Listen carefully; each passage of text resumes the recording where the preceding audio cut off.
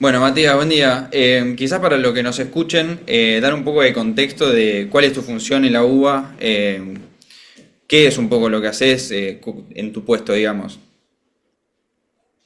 Bueno, yo soy secretario de Hacienda de la universidad. De mí depende toda el área presupuestaria de la universidad, el área financiera de la universidad, todo lo que tiene que ver con la gestión administrativa vinculada a obra pública, vinculada a compras y contrataciones, vinculado a recursos humanos, entre otras cosas, pienso en patrimonio. Son varios Claro. los aspectos vinculados a la Secretaría de Hacienda y Administración, que convive con el resto de las funciones básicas de la universidad, con las funciones esenciales. Tenemos una dinámica permanente con la Secretaría Académica, con la Secretaría General, con la Secretaría de Ciencia y Tecnología, Media, con todas en general. Ok. Y quizás también para dar un poco de contexto, que se está hablando mucho del tema de la ley, quizás para aquel que no, que está un poco perdido, viste, que no termina de entender, ¿nos podrías resumir quizás de qué trata esto de la ley del financiamiento universitario? Sí, a ver, el presupuesto de las universidades se compone en un 90% aproximadamente de salarios y un 10% de otros gastos, ¿sí? Cuando hablamos de otros gastos, hablamos de los servicios públicos, hablamos de las becas, hablamos de proyectos de investigación, hablamos de mantenimiento de los edificios, de los abonos, la limpieza, etcétera, etcétera, ¿sí? El presupuesto de la Universidad de Buenos Aires, desde diciembre de 2023 a hoy, tuvo un ajuste real de casi la mitad, el 45% en términos reales. ¿Sí? Es decir, ajustado por inflación, perdió casi la mitad de su valor. Claro. Eso tiene, por supuesto, como los sueldos pesan el 90%, lo que arrastra, lo que empuja es lo salarial, que es, hoy si me preguntás, la crisis más aguda que tiene la universidad. ¿Sí?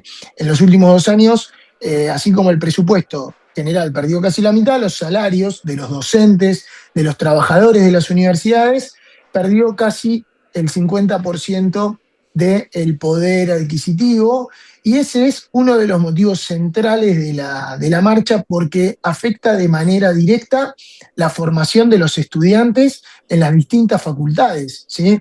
Sí, total. Los docentes, la verdad es que, salvo el titular de cátedra, todos los demás docentes cobran sueldos por debajo de la línea de pobreza. ¿Sí? Más del 80% de los docentes en la Universidad de Buenos Aires están cobrando sueldos por debajo de la canasta básica que mide el INDEC como el límite de la pobreza. Entonces, eso hace que los profesores tengan que complementar sus actividades con otras, que tengan que, si viven exclusivamente de la docencia, dejar la docencia para hacer otra cosa, y el proceso de reemplazo de esos docentes no es tan sencillo, no es tan rápido, y tiene un impacto real en la formación de los estudiantes. Claro. Estuvo muy en agenda el asunto de los hospitales universitarios, en donde, además de que los médicos, al igual que los profes en las facultades, tuvieron ese recorte salarial del 50% de su sueldo.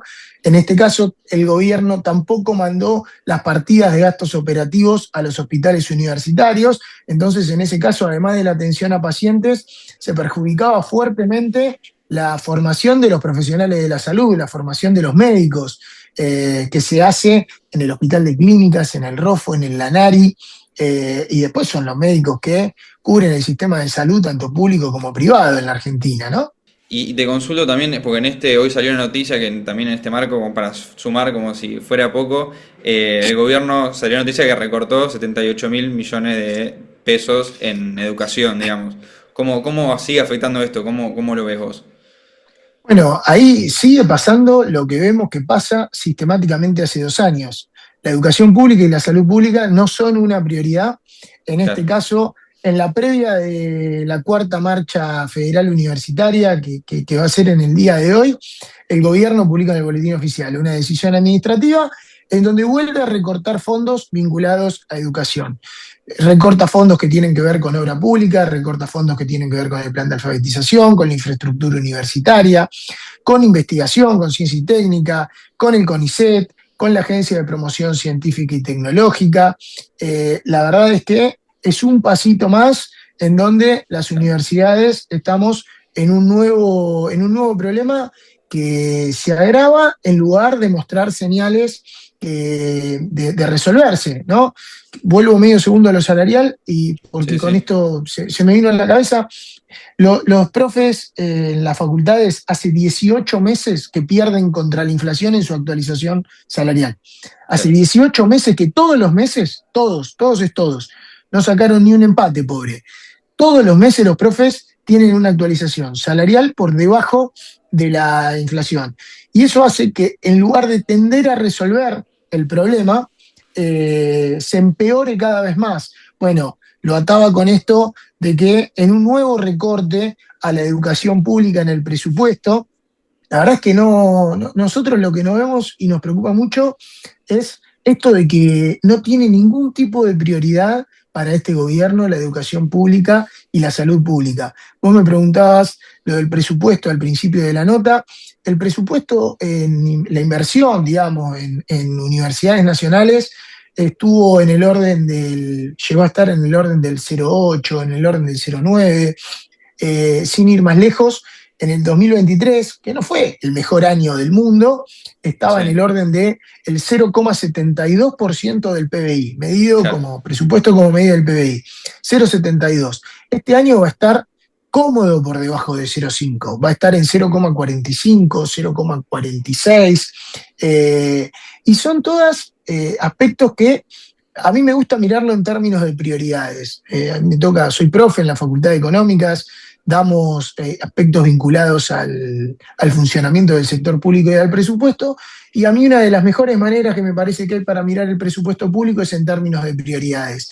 Y es lo que el gobierno, a mi juicio, está errando, ¿no? ¿Por qué? Fue una noticia bastante conocida de distintas políticas fiscales que va llevando adelante el gobierno nacional. Por ejemplo, la baja de bienes personales.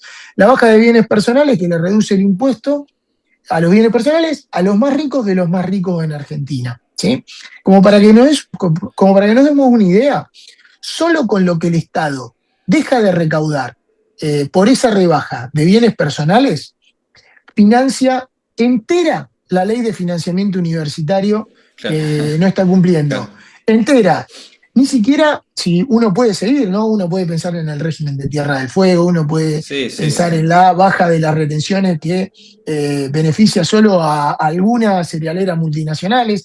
Nosotros hicimos un trabajo con la Facultad de Económicas y fuimos detectando distintas políticas fiscales cuyo costo multiplicaban por 5 el costo de la ley de financiamiento universitario. Entonces, por eso Claro. nosotros hacemos tanto hincapié en que el gobierno no está cumpliendo la ley. Y no es por falta de recursos, es por una decisión de prioridades de política de gobierno o política de Estado, en el caso de lo que tiene que ver con la educación. Los recursos para financiar la ley de financiamiento universitario que el gobierno no está cumpliendo, están y es solo una cuestión de prioridades. Y adicionalmente ahora, además de la ley de financiamiento universitario que no la cumple, tampoco cumple la ley de presupuesto porque los fondos que están estipulados para los hospitales universitarios y los gastos operativos de los hospitales universitarios están contemplados en la ley de presupuesto que el propio gobierno le propuso al Poder Legislativo y el Poder Claro. Legislativo lo votó tal cual, lo mandó el Poder Ejecutivo tampoco lo está cumpliendo. Así que el cumplimiento de la ley en la Argentina me parece que es una de las cosas centrales por las cuales hoy tenemos una movilización que va a ser gigantesca en distintos puntos del país y el epicentro en Plaza de Mayo a las 5 de la tarde. Bueno, justo me lo enlazaste genial porque te quería consultar, quizás para los chicos que nos estén escuchando, ¿cuál es la importancia de esta convocatoria a la marcha universitaria federal? Digamos, por el que está ahí, viste, en su casa, hay muchos que quizás no terminan de entender cuál es el valor que puede aportar yendo a la marcha del día de la fecha. Mirá, la comunidad universitaria y la sociedad en general ya marchó. Marchó en la primera marcha, marchó en la segunda, marchó en la tercera. Gracias a esas movilizaciones pudimos mandar mensajes muy contundentes que derivaron en la ley de financiamiento universitario. Me cuesta pensar que la ley de financiamiento universitario se hubiera aprobado sin esas movilizaciones.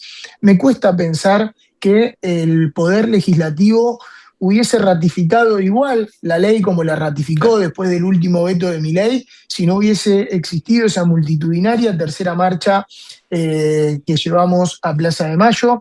Entonces, la verdad es que la movilización de hoy no es una movilización en contra de un gobierno, es una movilización a favor de la educación pública, es una movilización que tiene que sintetizarse en un mensaje claro, una vez más, a todo el mundo, al gobierno, a la justicia que ahora tiene en sus manos en la Corte Suprema la decisión final de la cautelar por la aplicación de la ley de financiamiento universitario. Un mensaje claro, que la educación es prioridad en la Argentina.